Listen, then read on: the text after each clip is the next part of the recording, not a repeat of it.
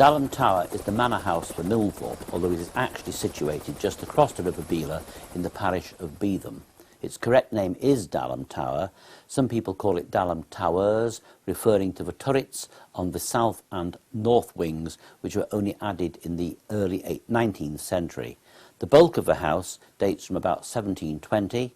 The ground floor of the house is now obscured by a terrace, which was put there in the 19th century when considerable alterations were made. But the front door was always at the first floor level, where it remains.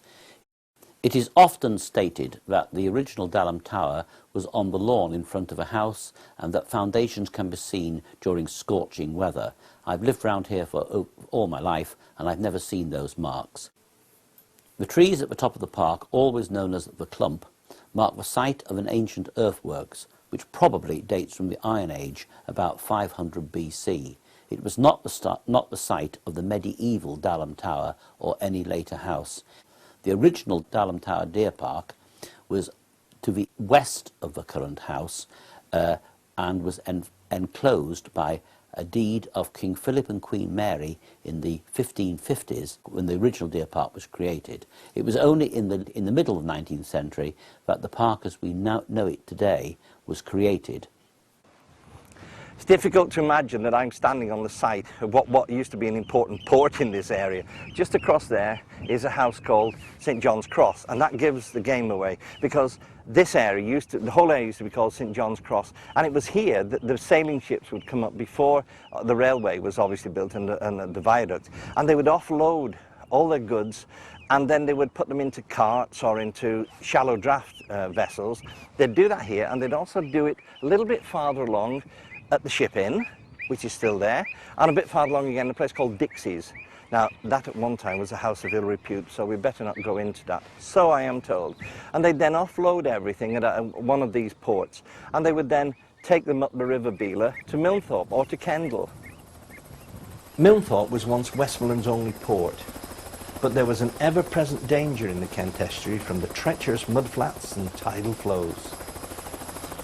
Milnthorpe is a Viking place. The Thorpe probably refers to Danish Vikings who came here round about the year 900, whereas later Vikings, the Norse Vikings, came and settled round the village. Thorpe is Danish, but Akenthwaite, Milnthorpe's hamlet, Thwaite, means a clearing in the forest, which is Norse.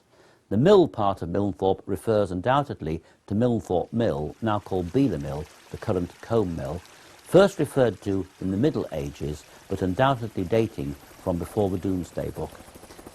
The port of Milnthorpe was really the port of Milnthorpe Sands, which, as we've heard, was mainly concentrated along the sandside shore, where builders' merchants actually have evolved from the original piles of timber and other stores kept there in the days of the port. At the entrance at the mouth of the Beela, there is Summerhouse Point, so called because of a bathing pavilion erected by the Dalham Tower, where Milnthorpe villagers were allowed to use until after a dispute in the late 19th century, the Dalham Tower owners pulled it down, out of revenge, it was said at the time. It was the site of a toll house where dues had to be paid to the Dalham Tower for any vessel entering the River Beela.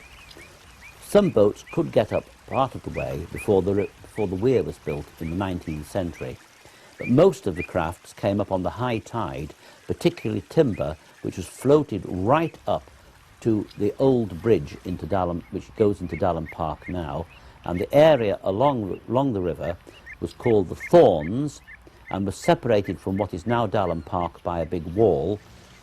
Milnthorpe is technically the settlement round the mill.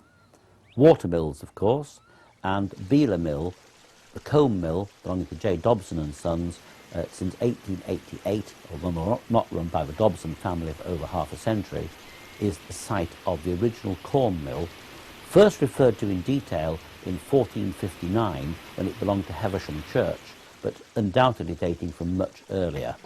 Although the machinery in the mill was electrified and modernised in the early 20th century, happily the original, or an original, water wheel still exists at Milnthorpe Mill, which can be used, and indeed was used, in the days of power cuts in the 1940s, and I think even in the 1970s. I might be wrong about the last point, mind.